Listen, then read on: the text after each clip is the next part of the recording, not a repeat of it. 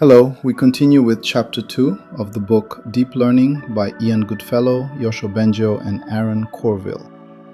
And I want to start with a small but very important framing, because this chapter can look like a warm-up, like a technical prerequisite, like something you just have to get through. But that is exactly the wrong mental model.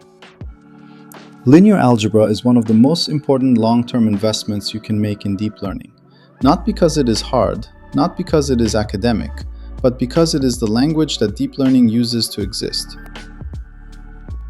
Deep learning is a subfield of machine learning. Machine learning is a subfield of artificial intelligence. Artificial intelligence belongs to computer science, and computer science, at its core, is built on mathematics. So when you ask yourself what is really happening inside a neural network, you always end up in the same place: mathematics. And specifically, in this chapter, linear algebra. This chapter is the foundation layer, the quiet one, the one that does not look exciting, but it supports everything you will learn later: backpropagation, optimization, representation learning, convolutional networks, recurrent networks, transformers, even generative models. All of them are built on the same backbone. So today, my goal is not to recite a textbook. My goal is to make you feel something very specific. That linear algebra is not a chapter you finish. It is a lens you keep. And if you keep that lens, years later, even if you forget many details, the core ideas of this chapter will still protect you. They will keep your understanding stable. Let's begin with the building blocks that the authors introduce right away. Clusters, vectors, matrices, tensors. A scalar is a single number, one value, one measurement. It can be the temperature outside. It can be the loss value during training. It can be the learning rate. It can be one parameter. A scalar is simple, but don't underestimate it. In deep learning, we constantly reduce complex reality into scalars to measure what we want: accuracy, error, confidence, loss. These are scalars. Now, a vector is a list of numbers, ordered, structured. If you want a simple human example, imagine describing a person. Age is one scalar, height is one scalar, weight is one scalar. Gender could be encoded as one scalar, like 0 and 1. Maybe education level, maybe number of years of experience. Each one is a scalar, but the moment you place them into an ordered list, you build a vector. That vector is a representation of one entity. And this is the first deep learning lesson hiding inside linear algebra. A vector is not just numbers. A vector is a representation. Now imagine you have not one person, but 100 people, or 1 million. Each person is one vector. Stack them together and you get a matrix. A matrix is basically many vectors put into a structured table, rows and columns. And this is where something important happens. With one person, you only have one description. With many people, you can discover patterns. You can compute averages. You can see correlations. You can detect outliers. So a matrix is not just a container. A matrix is where learning begins. A dataset is, at its heart, a matrix. And here is a metaphor I personally like. It stays with you. A vector is like a word. A matrix is like a sentence. A single word is information. A sentence is meaning.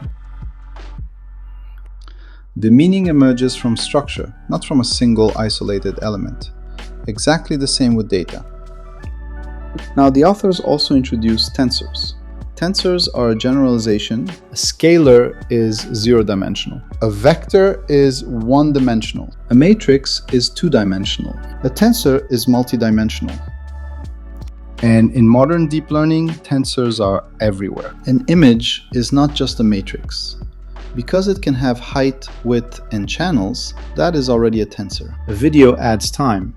That is a higher dimensional tensor. A batch of data adds another dimension, another tensor. That is why the word tensor became part of the culture. TensorFlow is literally naming the world that deep learning lives in. Now at this point, I want to highlight one word that the authors keep pointing to: sometimes directly, sometimes implicitly. Dimension. The dimension of a vector is the number of components it has, the number of degrees of freedom, the amount of information it can carry. Think about images. A 32 by 32 grayscale image is 1024 pixels. That means if you flatten it, it becomes a 1024 dimensional vector. Now think about a smartphone camera. Millions of pixels. Higher dimension means more detail, more capacity, more nuance, but also more complexity, more space to get lost in. And this is one of the deep reasons deep learning exists, because we live in high-dimensional reality.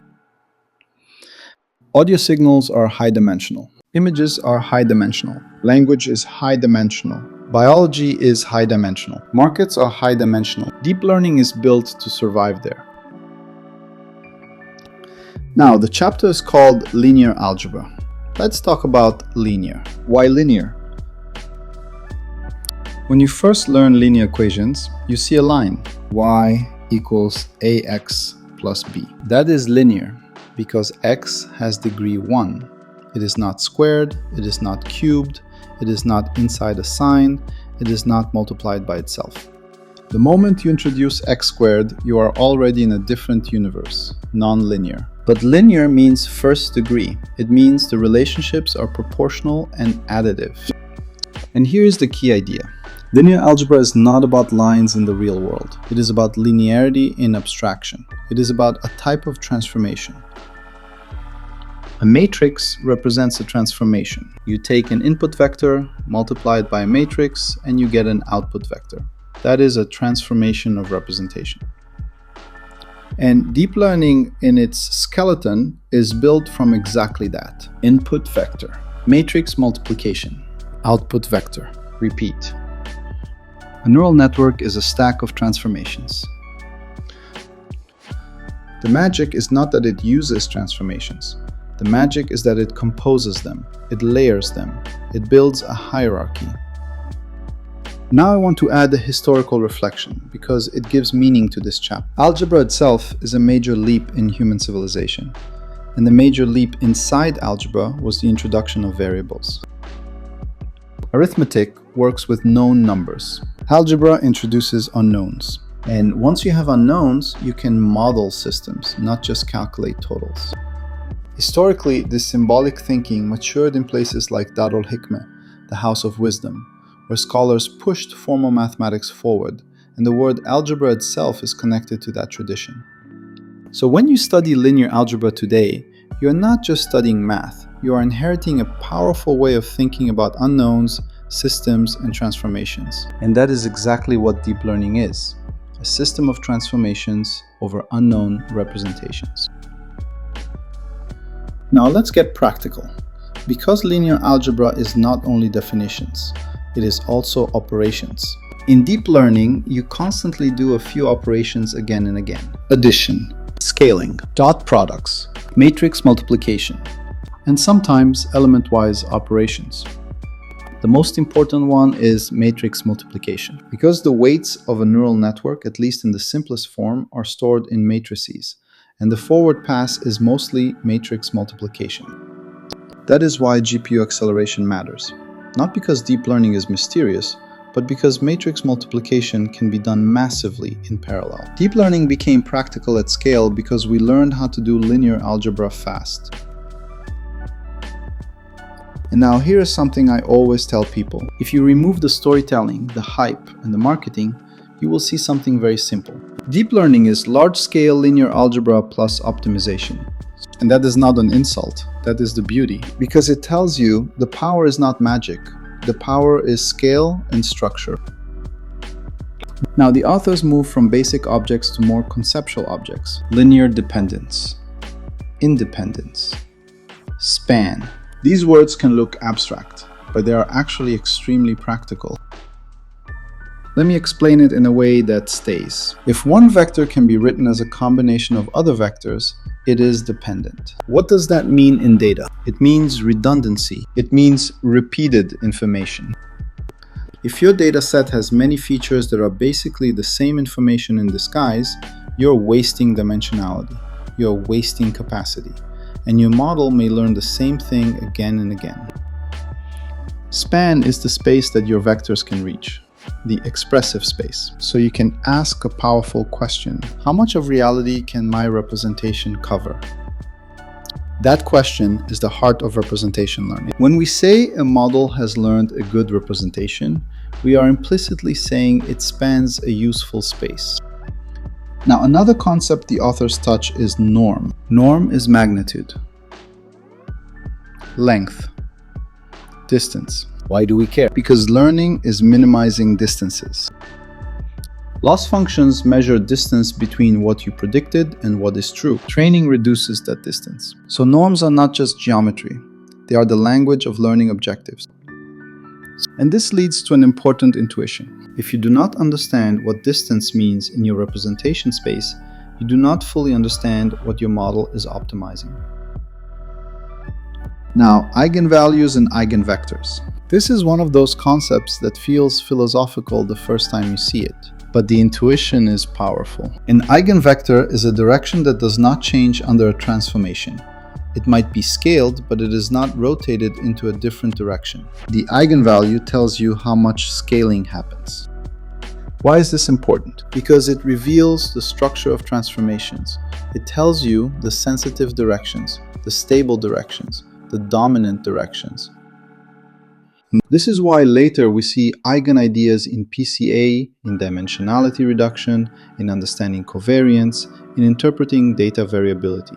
It is not just math, it is a way of seeing the shape of data. The chapter also mentions SVD, singular value decomposition. This is one of the most powerful tools in linear algebra, because it takes a complex matrix and expresses it as simpler building blocks. In practice, SVD is like asking, what are the fundamental axes of this transformation, and how strong is each axis? This becomes important in compression, approximation, and understanding structure. And now we approach the end of the chapter, where the authors talk about determinant, trace, and inverse. These are short words, but they carry big meaning. Determinant answers a geometric question. If a matrix transforms space, how does it change volume? Does it expand the space? Does it compress it? Does it collapse it? The determinant tells you. Trace is another beautiful concept, and it is very simple. Trace is the sum of the diagonal elements of a square matrix. But conceptually, it often serves as a quick summary of a transformation's behavior. You see it appear later in more advanced math and optimization contexts. And inverse. Inverse is the question of reversibility. If I apply a transformation, can I undo it? Here is my personal commentary. In deep learning, many transformations are not designed to be inverted, not cleanly, not in a human-friendly way. Sometimes information is intentionally compressed. Sometimes it is discarded. Sometimes it is entangled across dimensions. This is one reason why interpretability can be hard. Because the network is not always traveling on a path you can reverse with clarity. Now at this point, I want to zoom out and give you the one sentence that I want you to remember for years. Deep learning is the art of stacking linear transformations in high-dimensional spaces, and then adding nonlinearity to make those transformations expressive enough to model reality. That is it. Weights are matrices. Activations are nonlinear functions. Data lives as vectors and tensors. Learning is optimizing distances. If you carry those ideas with you, the rest of the book becomes easier. Backpropagation becomes less mystical. Optimization becomes more intuitive. Architectures become clearer, because you will see the skeleton. So this chapter is not a detour. It is the road. And if you treat it like a road, you will notice something interesting. Linear algebra changes the way you think, not just the way you compute. It teaches you to see systems as transformations. It teaches you to see data as geometry. It teaches you to see learning as movement in space. And in the long run, that is exactly what separates someone who uses deep learning from someone who understands it. This brings us to the end of chapter 2. In the next chapter, the book moves toward probability and information theory foundations that will support machine learning and deep learning reasoning. I am Sadi Evrenseker. I share the core knowledge that truly matters in the age of artificial intelligence. See you in the next chapter.